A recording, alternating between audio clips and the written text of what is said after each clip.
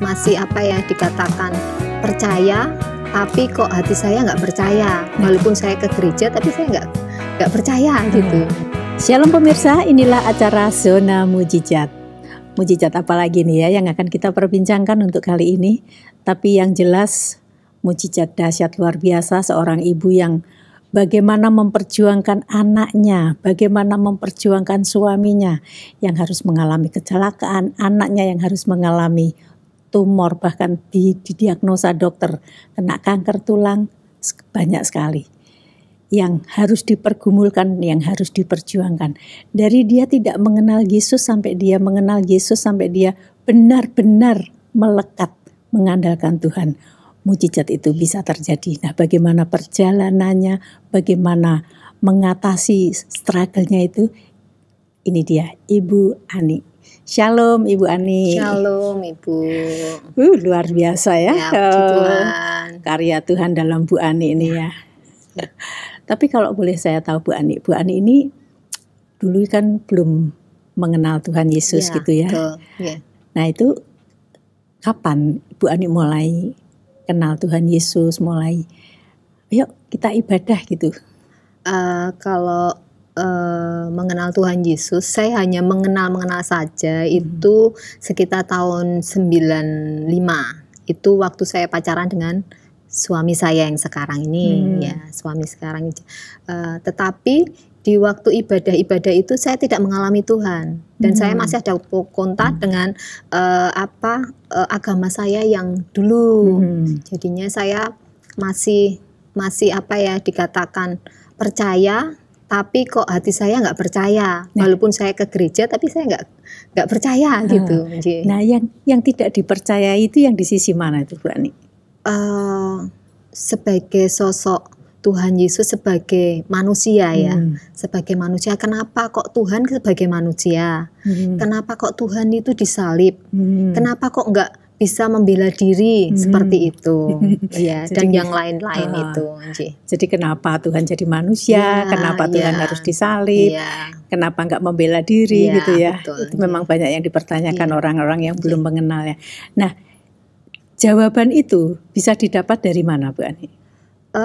Dari perjalanan saya nikah sampai anak saya itu di dalam kandungan, itu suami saya terus mendorong saya untuk ini loh Tuhan Yesus itu seperti ini, ajaran Tuhan Yesus itu seperti ini, bukan agama yang lain. Benar-benar Tuhan Yesus tuh ya Tuhan yang menyelamatkan, satu-satunya Tuhan Yesus itu.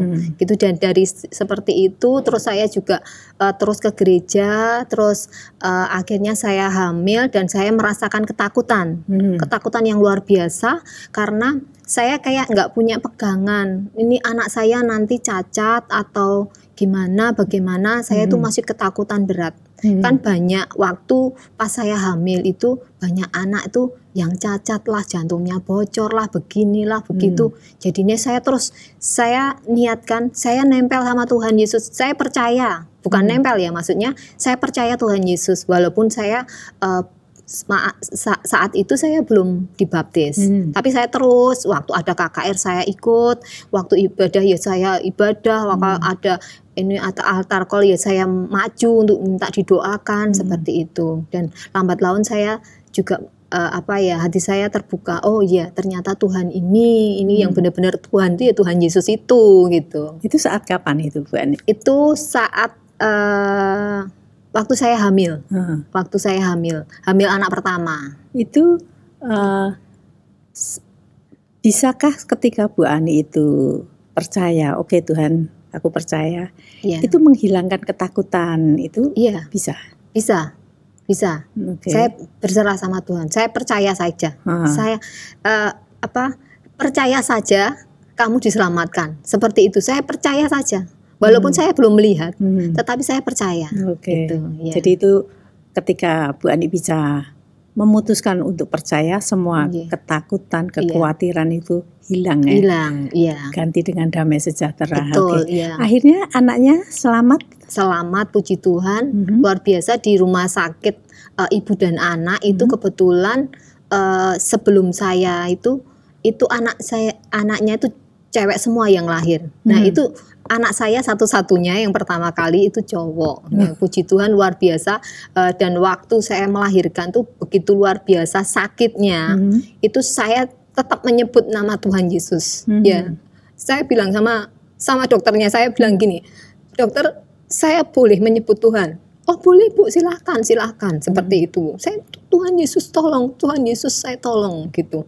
Walaupun setengah hampir nggak sadar saya karena sakitnya luar biasa. Saat kontraksi itu ya? Iya, karena waktu itu kayak semacam air ketuban saya itu udah keluar duluan, jadinya apa ya nggak normal lah gitu.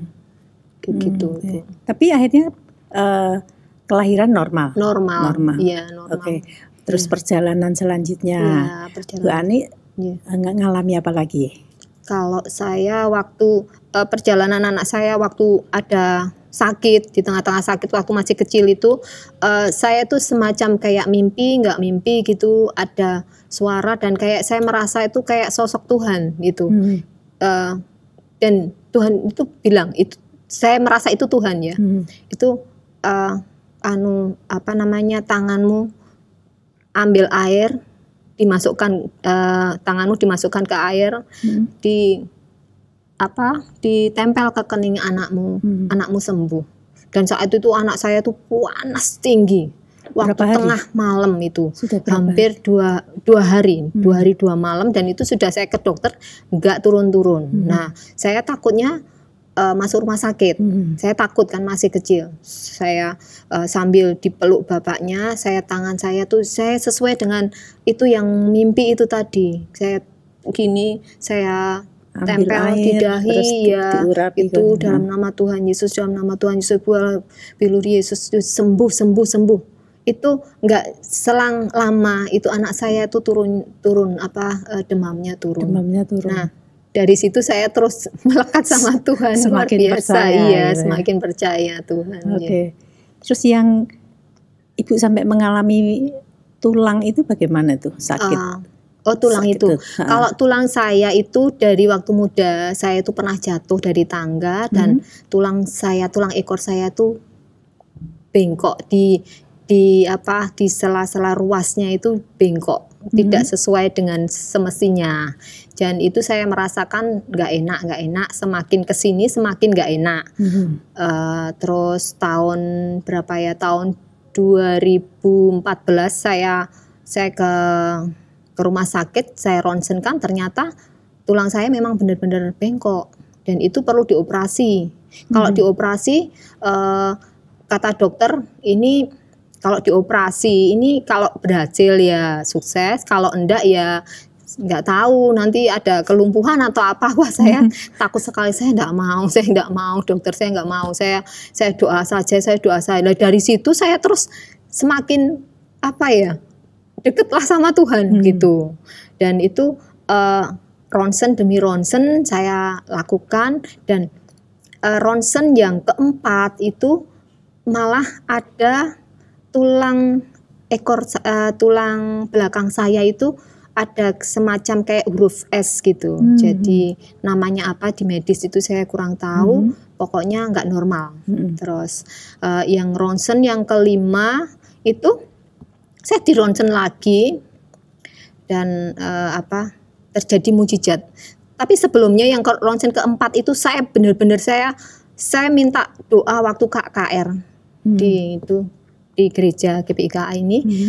Saya ada KKR, saya ikut, pokoknya saya minta kesembuhan, tulang saya tuh diluruskan kayak gitu. Saya tulang diluruskan karena Tuhan tuh nggak memberikan tulang yang bengkok seperti itu. Karena saya dari lahir tuh lurus, normal gitu. Lah, ronsen yang kelima itu mujizat tuh luar biasa.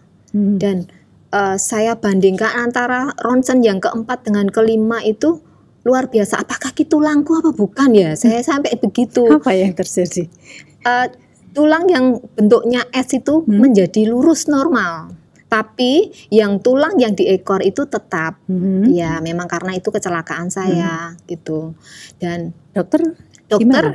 Saya visit ke dokter lagi, terus dokter ini loh hasilnya yang kelima gitu. Terus loh kok seperti ini? Kok mujizat banget ya. Kok bisa ya seperti ini? Dokternya terheran-heran. Saya tuh juga, iya dokter, ini karena mujizat Tuhan. Oh iya, puji Tuhan. Kebetulan dokternya juga orang Nasrani, jadi pengenal Tuhan. Terus, oh iya itu Bu, luar biasa Bu. Ini Tuhan menyembuhkan Ibu. Seperti itu, nggak ada loh Bu seperti ini, seperti itu. Terus saya waktu di rumah sakit itu di rumah sakit swasta di Solo ya. Saya keluar dari dokter itu, saya nggak tahu kenapa saya itu ketemu sama ibu-ibu gitu, dia nangis mbah-mbah gitu. Saya, kenapa mbah gitu? Oh anak cucu saya tabrakan begini begitu, seperti itu. Nah saya nggak tahu Iba, dan itu yang menunggu itu kan banyak sekali. Saya tahu-tahu itu kesaksian, saya nggak tahu, saya harus kesaksian, saya gitu. Saya harus kesaksian. Saya kesaksian sama orang-orang itu. Saya kayak orang dipikir orang ini gila gitu. Tapi saya tetap, saya ini dorongan dari dalam gitu ya, dari dalam gitu. Ini loh Pak, saya itu disembuhkan. Ini ronsen sebelumnya, ini ronsen yang ini karena Tuhan Yesus Pak, karena Tuhan Yesus, saya sebut itu Tuhan Yesus gitu. Walaupun mereka yang tak ngomongin itu pakai jilbab dan sebagainya gitu ya, nggak kenal Tuhan, tapi Pak saya boleh nggak saya mendoakan anak Bapak saya gitu. Waktu itu waktu di IGD dan semuanya itu diisolasi dan semuanya itu kabel-kabel itu, saya nggak tahu mau mereka. Bapak itu mau. Ya karena mungkin wah ini benar juga ya, ada mujizat ya seperti itu. Terus saya didoakan, dan pertama kali saya mendoakan orang yang nggak saya kenal tuh itu. Iya, dari situ saya pengen menjadi bisa mendoakan orang, minim lah keluarga saya. Nah, itu flashback sebentar ya. Iya. Bu Ani kan terus akhirnya kenal Tuhan Yesus. Dibaptis nggak? Belum dibaptis, karena saya merasa pikiran saya itu kan masih yang lama ya, yang lama. Kalau saya tuh belum hidup saya belum lurus, maksudnya belum benar-benar baik, itu kayaknya kok nggak layak ya saya dibaptis. Padahal itu salah, gitu pernyataan itu salah, Nje. Nah Tuhan itu padahal menerima kita apa adanya. Apa adanya, Nje. Iya. Semerah apapun dosamu Tuhan tetap mengampuni. Nah kemudian Bu Ani memutuskan untuk baptis. Memutuskan untuk baptis itu pas saya ada terima mujizat itu. Setelah mujizat tulang saya yang bengkok seperti es itu jadi lurus itu. Saya waktu itu kalau nggak salah pas Agustus. 16 Agustus ada baptisan air tuh. Saya ikut, ayo aku dukung, aku mau baptis, saya gitu sama suami saya. Kebetulan suami saya juga belum baptis, sudah baptis waktu kecil, tapi kan belum mudeng ya. Betul. Itu baptis seperti apa. Terus kita berdua putus untuk baptis. Ya, waktu dibaptis saya hanya doa saya, Tuhan saya pengen punya anak, pengen punya anak lagi. Itu di waktu direbahkan itu seberapa detik itu yang doa saya. Pengen itu punya anak. Iya, Tuhan berikan aku anak yang ajaib, saya bilang gitu. Itu memang sudah ditunggu-tunggu anaknya. Iya, sudah kepengen lama gitu. Iya, Berapa lama? 8 tahun. 8 tahun menanti-nanti. Iya. Sempet capek menanti 8 tahun. Saya capek. Saya sampai terus terserah Tuhan, mau dikasih enggak apa-apa, saya gitu. Saya sudah gitu. Nah dari situ saya sudah nggak gagas ini ya, kehamilan saya, anak saya itu. Fokusnya saya fokus ke tulang ini ya. Tadi ya. Berarti terus di rongsgen terus ya, sampai 6 kali. Iya. Dan saya nggak tahu kalau itu saya hamil. Ternyata saya hamil. Setelah habis baptis 1 bulan berikutnya, saya itu kalau menurut perhitungan medis itu saya sudah hamil waktu saya di ronsen. Iya. 1 bulan setelah baptis. Belum tahu. Padahal medis mengatakan kalau hamil itu tidak boleh ronsen. Iya, nggak boleh ronsen. Kan waktu ronsen itu ibu hamil enggak. Hamil enggak. Oh, seperti itu. Berarti ibu hamil itu ibu di ronsen berapa kali? Mungkin ya 6 kali itu, karena saya nggak tahu bukan 6 kali ya. Kalau di saya ke dokternya 6 kali. Cuman ronsennya itu kan dari samping, dari sini, dari fotonya itu loh. Itu kemungkinan lebih lah dari 6 kali. Padahal itu menurut medis itu larangan untuk orang hamil. Iya. Nah, kemudian apa yang terjadi? Setelah ibu tahu, loh saya hamil, tapi saya sudah dironsen kena radiasi beberapa kali, apa yang ibu pikirkan? Saya pikirkan saya takut, sangat takut sekali. Saya takut, saya ke dokter A, ke dokter B, pernyataannya sama. A, ya dengan bahasa yang sana itu, ya mudah-mudahan anak ibu nggak apa-apa. Anak ibu nggak cacat seperti itu. Yang B juga seperti itu. Karena hamil 0 minggu sampai ke 12 minggu itu kalau ada kena radiasi itu akan menyerang otaknya, menyerang sarafnya. Jadi kemungkinan janin ini nanti kalau nggak keguguran ya nantinya lumpuh dan mungkin idiot seperti itu. Itu prediksinya dokter. Iya, dokter A dan B begitu sama ya. Ya, tapi terus saya gini, Tuhan, ini anak mujizat. Kenapa seperti ini? Saya gitu. Saya mengalami seperti ini. Saya ke dokter yang C dan puji Tuhan, dokter itu juga mengenal Tuhan Yesus. Saya dikatakan kamu jangan takut, Bu. Kamu kan punya Tuhan enggak? Saya punya Tuhan, dokter. Nah, kalau kamu punya Tuhan, kamu doa terus. Itu doa itu yang merubah sesuatu yang tidak baik, sesuatu yang tidak mungkin itu menjadi mungkin, dan mujizat itu terjadi gitu. Oh, ya dokter, dari situ saya ketenangan itu ada. Dan terus saya menempel terus sama Tuhan. Nempelnya dengan cara apa? Saya ke gereja. Saya ke gereja terus. Saya nggak lowong, itu nggak ke gereja, nggak lowong terus. Padahal tadinya sembarangan ya? Iya, enggak ya sudah gitu. Betul. Terus radio Elsade itu 24 jam saya setel. Iya. Puji Tuhan, luar biasa. Radio Elsade ke gereja mulai ke gereja, iya, terus KKRI ya gitu. Dibaca Pondok firman Daud, ya masih kadang-kadang gitu. Pondok Daud, ya. Pondok Daud saat itu hanya online itu aja. Iya, saya itu aja. Saya belum berani melangkah itu. Tapi selang waktu itu saya ke Pondok Daud. Iya. Akhirnya anaknya lahir dengan selamat, puji Tuhan, luar biasa. Tuhan Yesus tanpa baik, cacat sedikit tanpa cacat. Dari 0 sampai umur berapa? Sekarang umur berapa? Kalau sekarang tuh umurnya 8 tahun. Itu IQ-nya juga baik. Iya. Sekolahnya juga. Ya, puji Tuhan. Dia bukan masalah IQ-nya ya, tetapi hatinya itu kayak melekat Tuhan gitu loh. Gak tahu itu anak Tuhan ya. Saya katakan itu anak Tuhan, itu anak mujizat Tuhan. Jadi waktu saya tuh kesusahan, waktu saya kayak bimbang gitu, itu dia yang mendoakan. Dia pintar berdoa.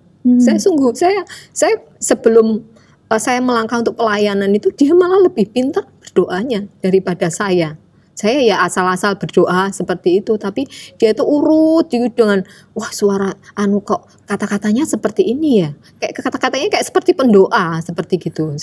Dan dia tuh imannya tuh luar biasa lah dibanding saya. Dia gitu. Juga ikut Kids Impact. Iya. Iya. Itu dari umur berapa begitu dia? Dari kecil. Iya. Nah sekarang saat dia menderita apa ya kemarin tadi ya? Kena kista tulang. Ya. Itu awalnya bagaimana? Awalnya itu awal tahun 2024 ini dia merasakan tuh sakit lengannya tuh kok untuk nulis kok capek diginikan sakit untuk masukkan baju saja sakit seperti itu. Nah saya tuh kebingungan. Terus saya langsung ke rumah sakit, saya ke dokter tulang. Ini ada apa dokter? Oh, di ronsen ternyata ada kista. Ini harus MRI, tindakan MRI. Ya, oke, MRI. Setelah MRI ternyata ada tumor di dalam tulangnya.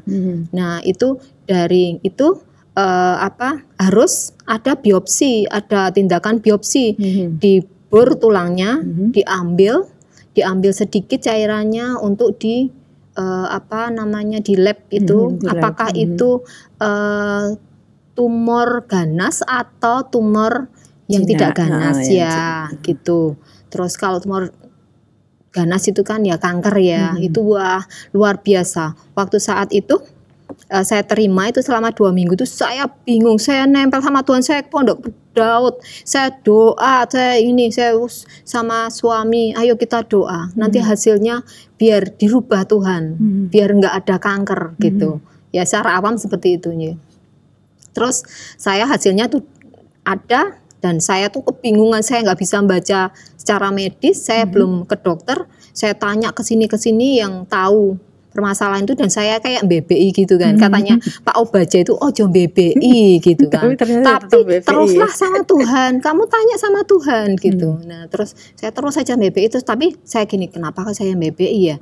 Terus saya ke Pondok Daud, saya bawa itu hasilnya, Tuhan Engkau yang mengerti hasil ini dan Engkau yang memberikan yang terbaik untuk anak saya dan keluarga saya gitu. Nah itu dijawab Tuhan dan hasil itu bukan kanker, tapi kista, dan itu bisa diambil seperti itu, dan ada tindakan lebih lanjut untuk diambil. Akhirnya gitu.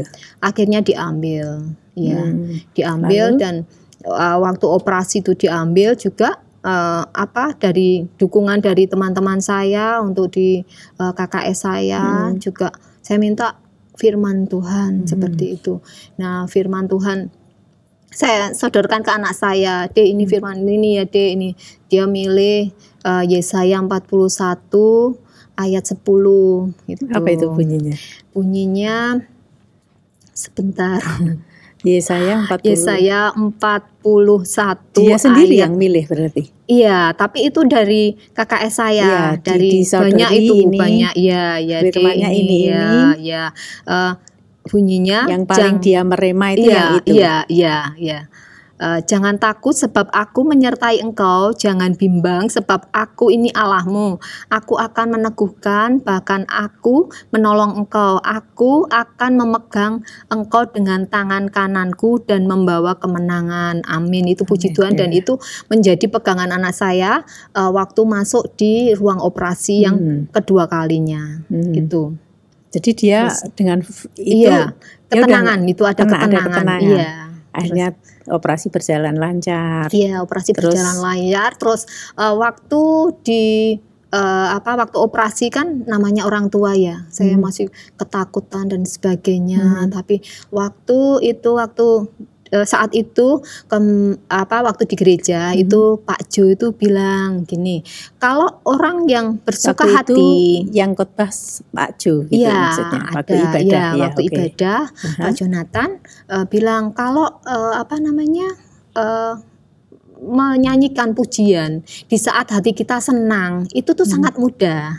Tetapi kalau di saat kita terendah, saat kesusahan, karena ada penderitaan seperti itu tuh sangat susah. Tapi kalau memang itu bisa melakukan itu dan pujian itu sangat membuat mujizat itu yang memujikan seperti itu, dan kuasa pujian itu ada. Nah, terus saya nyanyikan walaupun mungkin kalau orang tuh lihat ibu iki piye ya, kok malah nyanyi seperti itu. Dapat pujian yang merema juga. Semua pujian saya pujikan. Iya. Yang paling Ibu sukai apa? Yang waktu itu. Waktu memberkati, yang sangat memberkati. Yesua Hamasia itu. Ya itu saya itu dan banyak pujian. Banyak pujian yang membuat saya tuh kuat. Iya. Sampai operasi itu selesai. Jadi sepanjang operasi itu Ibu puji-pujian. Pujian terus. Pujian doa. Menurut medis itu operasi termasuk operasi yang mujizat atau enggak, Bu? Kalau menurut medis ya, itu nggak banyak orang yang mengalami seperti itu. Ada kista di dalam tulang, bukan di luar tulang, tetapi di dalam tulang itu sangat langka. Itu katanya langka, itu penyakit langka seperti itu. Ya dihitung-hitung pokoknya sangat kecil lah itu. Ya dan itu bagi saya itu apa ya? itu apa ya? Mujizat lah. Pokoknya Mujizat, ya? luar biasa Tuhan lah gitu. Iya. Kemudian sudah selesai dibawa lagi ke kamar biasa. Iya. Apalagi yang terjadi? Yang terjadi gini Ibu, saya nggak tahu itu kasur yang pertama yang untuk ke operasi, bawa ke kamar operasi itu berbeda dengan waktu yang dibawa kembali untuk ke ruang kamar biasa. Dan itu tempat tidur itu yang ditancapkan di stop kontak gitu. Nah, yang bisa naik turun tapi secara elektrik. Nah, saya nggak tahu kenapa anak saya masih belum ciuman dan saya pegang kok ada greng gitu ya, kayak setrum gitu. Tapi saya pikir, wah ini mungkin saya kecapean karena faktor kecapean saya. Terus selang berapa waktu anak saya sudah nangis, merintih kayak gitu toh. Terus habis itu dia tidur lagi karena nggak tahu mungkin obatnya terlalu banyak atau gimana. Dia tidur terus sampai sore. Dan sore itu setelah saya dari kamar mandi saya pegang lagi, saya tuh kaget. Saya sampai jumbul itulah istilahnya ya. Sampai loh kok kayak gini, ada setrum kayak gini. Saya tuh sampai kaget. Saya baleni lagi kok seperti itu kayak gitu. Nah, saya sadar ini anak saya kesetrum gitu. Saya lari teriak-teriak sama susternya, suster ini tolong anak saya kesetrum. Loh kok bisa Bu kesetrum? Iya, loh apa megang setrum gitu? Ya enggak, tapi kasurnya loh enggak mungkin loh Bu, uang itu enggak ada penghantar listriknya, itu kan ada busanya. Secara logika itu enggak mungkin kesetrum gitu. Nah sini dokter, saya sama Pak dokter juga, saya ke situ. Oh iya Bu, dicabut aja seperti itu. Dengan mudahnya ngomong seperti itu. Nah, terus saya juga tanya, kalau ini kesetrum bagaimana dokter? Apa yang terjadi? Lah Ibu kalau kesetrum gimana? Ya lemes kan, lemes. Terus mungkin ada juga yang dulu tetangga saya tuh kesetrum sampai saya kayak tremor gitu terus-terusan sampai dia sampai meninggal. Iya. Seperti itu. Nah biasanya saya tuh marah. Kenapa tuh suster seperti ini? Tapi Roh Kudus mengingatkan, kamu tuh sabar, bersyukur seperti itu. Itu Ibu ingat nggak itu berapa jam berarti? Sekitar 6 jam lebih, dari jam 10 sampai setengah 5 sore. Kalau secara logika kalau kesetrum ya gimana tuh Bu ya? Iya itu sampai 5 jam. Iya. Wow. Luar biasa. Tapi di saat itu saya menunggu itu penuh dengan pujian, doa, dan saya tangis ya anak saya itu karena jahitannya terlalu gede gitu ya Bu ya, dan dia hanya diem tok gitu, nggak bangun-bangun gitu. Dan saya itu sendiri, suami saya tuh pekerja, nggak ada saudara gitu. Akhirnya itu terlewati. Akhirnya anaknya bisa bangun lagi dengan bisa baik. Bisa bangun, puji Tuhan. Saya peluk, saya berdoa ya Dek, walaupun dengan masih susah payah, puji Tuhan gitu. Iya, dia luar biasa. Diselamatkan Tuhan luar biasa. Iya. Jadi bisa bayangin nggak ya pemirsa, kesetrum 5 jam itu bagaimana?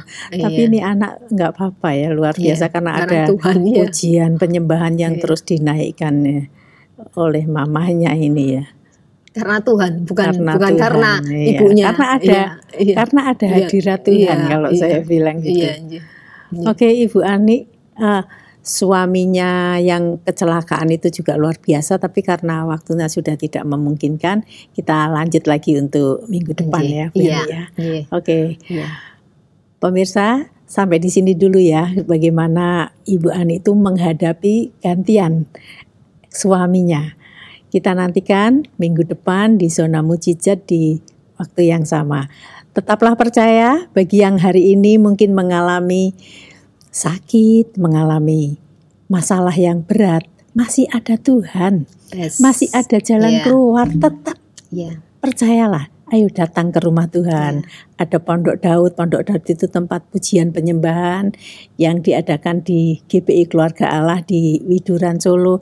Anda juga kalau di luar Solo, Anda bisa juga mengikuti secara online. Bisa buka YouTube, ketik aja Pondok Daud GPI Keluarga Allah, atau dengarkan radio. Radio itu juga sangat memberkati. Ya, sampai di sini acara Zona Mujizat. Kita nantikan kedahsyatan Tuhan apalagi yang dialami Ibu Ani. Tuhan Yesus memberkati.